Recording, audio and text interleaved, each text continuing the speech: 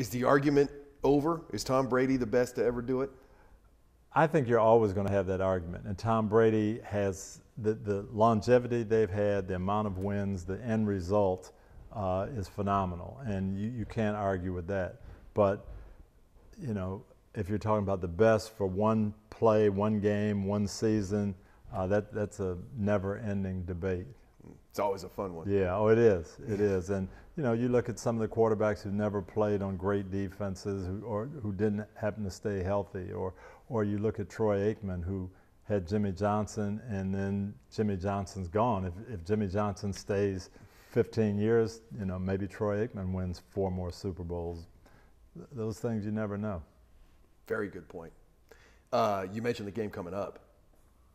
What storyline or matchup are you looking forward to watching most? Whenever the Patriots play and you play against them, you just don't know what to expect.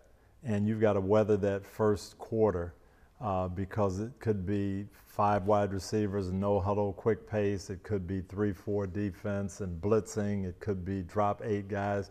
The Rams don't know what they're going to get. So they've got to sort through that and then respond. You know, the Chiefs got shut out in the first half of the championship game, but then they got 31 points in the second half because Andy Reid had a good response to what he saw. That's what Sean McVay's challenge is going to be. Figure out what they're doing and then respond quickly, and we'll see how that plays out. I mean, you've had the chance to sit down with Sean McVay and you know, Bill Belichick as well. I mean, so what can you do? These are 2 very different coaches in age and in style. You know, can you give me your take on the difference between the 2? Well, they're similar in a lot of ways. They're both great leaders. They both instill belief in their players. Bill Belichick has a unique situation that he's got a lot of smart players. They come up with different game plans every week. And so what you look at, and you saw the last 4 weeks, you may not see in this game. So you've got to do a lot of reacting. Sean McVay is, hey, here's our system, and you've got to deal with us. And it'll be interesting to see. I think it'll be a chess match, and I think you're going to see New England get out to a little bit of a lead, and then whether the Rams can fight their way back, you know, that's going to be, I think, how the game's going to play out. Right. We always hear about the distractions of Super Bowl week and the longer halftime and all this type of stuff. From your perspective, what's the toughest part about coaching in a Super Bowl? You try to make every game the same, and for the most part they are.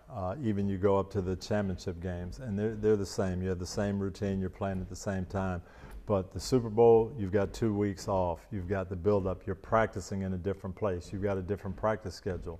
When we went in 2006, we had the late practice schedule, and you have to get adjusted to that. You've got press conferences every day, you know, as opposed to maybe the star players doing 1 or 2 or getting interviewed in the locker room. You've got to figure out a way as a coach to let your players enjoy the moment and enjoy the week, but keep the focus. And how do you balance that? I remember our guy, we were in Miami, and Edgerrin James, I told Edgerrin, who was from the U, right, you got the guys on Tuesday. I don't want to know where you're going. There's no curfew. Do whatever you want. Then Wednesday morning, we're starting to get down to business. So that was kind of our way that we balanced it. I still don't know where they went Tuesday night, but they were out a long time.